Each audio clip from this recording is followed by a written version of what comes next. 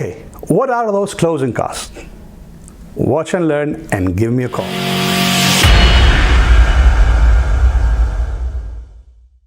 Hey, this is Chris the Mortgage Pro. People ask me about closing costs. You know, closing costs are different from the down payment. Certain programs have a requirement that you put a certain percentage down. Now, these are different.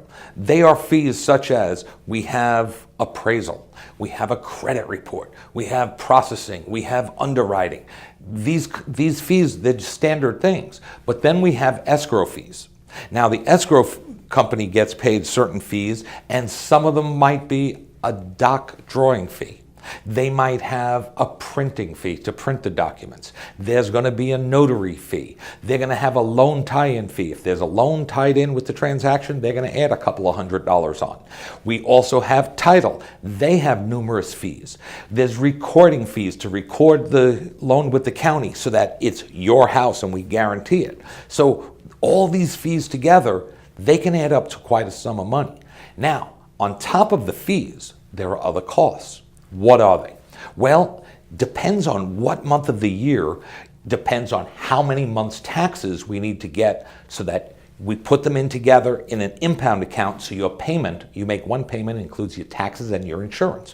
When we start the loan, basically you're going to pay 1 year's and 3 months homeowner's insurance up front. We're also going to pay, if we're in April, we're going to put 3 months' taxes. If we're in September, it's going to be 9 months' taxes. So it's something that's out of our control, but it's something that we have to come up with the money for. And depending on the loan amount, we'll also determine what are the fees from the title and the escrow company. If you're paying points, sometimes you pay points to buy the rate down to get a lower interest rate, or sometimes you have a low FICO score and we have to charge points. Those are also dependent on what is the size of the loan. So very common, $300,000 loan, $8,000, $7,000, could be $9,000 depending on the time of year. And how do we pay for those? Well, there's 3 ways usually that they can be paid for. Number 1 is you pay it. Most people say, I don't really want to pay it. Well, that's the reality. You can pay it, or we can ask the seller to pay it, or pay some. Very often, we'll ask the seller to pay $8,000 in closing costs. And the seller's going to come back and say, I'm not paying $8,000, but I'll help you out. I'll pay $4,000, or I'll pay $2,000. Now, in a very competitive market like today, when you make an offer on a house, we really don't want to ask for closing costs, because what are they going to do? Which offer are they going to accept?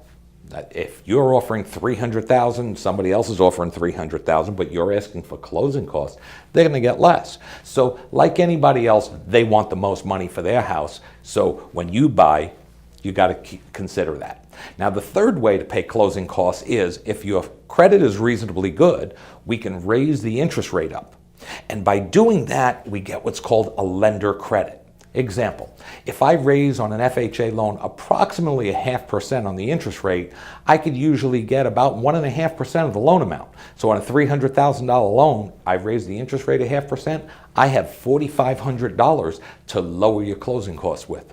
So sometimes you pay some, the seller pays some, and we raise the rate a little bit, and we get that combination. It could be any combination of the 3, 1, 2, or 3, but that's what closing costs are. Now, there's a couple of closing costs that are paid up front, and that is an appraisal. The appraisal is paid, it depends on what type of loan, whether it's a VA loan, FHA loan, or a conventional loan, what type of appraisal is required, so the fees can change just a little bit within $50 to $100. The other fees, we do not collect up front for credit report fees and those type of things, but sometimes we do have fees. For a VA loan, we have to have a termite report. But the good news about you, the vet, if you're a vet, you're not allowed to pay that, so we cover that for you too. So be prepared. You're going to have to put a little deposit down with your realtor, talk to them about that, and the appraisal up front. The rest, we usually work it out as we go. This is Chris Trapani, and I'm going to help you fire your landlord.